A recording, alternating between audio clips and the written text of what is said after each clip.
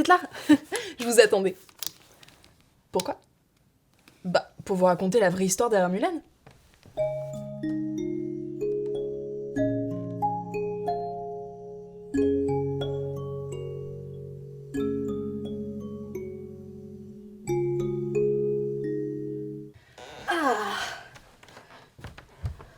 On est mieux là.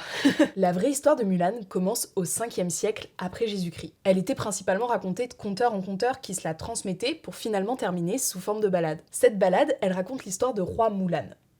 Oui, c'est comme ça que ça se prononce en mandarin. Roi signifiant fleur et Mulan signifiant magnolia.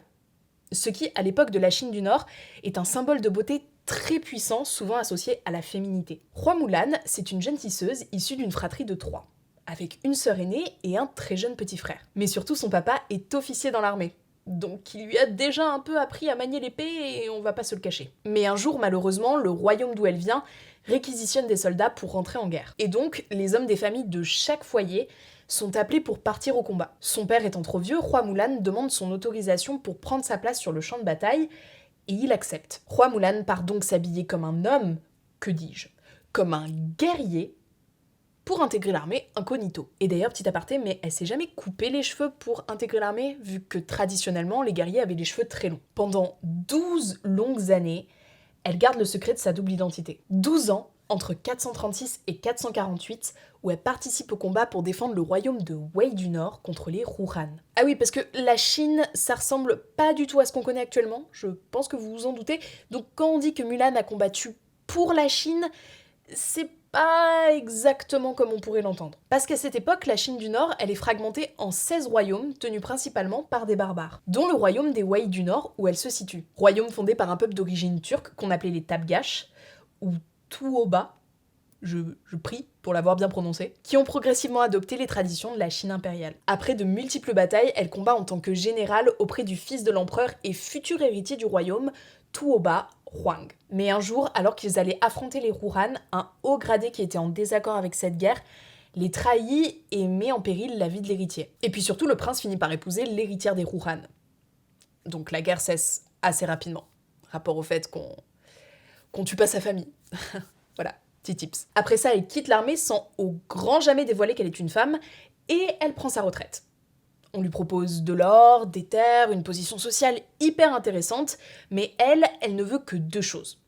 Un cheval super rapide, qui la fera rentrer très vite chez elle, et qu'on lui foute la paix. De retour chez elle, on sait pas vraiment si son père était là, vu qu'il y a plusieurs versions de l'histoire, mais ce qui est assez drôle, c'est que la première chose qu'elle a repris en rentrant à la maison, c'était une broderie qu'elle avait laissée avant son départ. Peu de temps après le début de sa retraite, Roi Mulan est découvert comme étant une femme.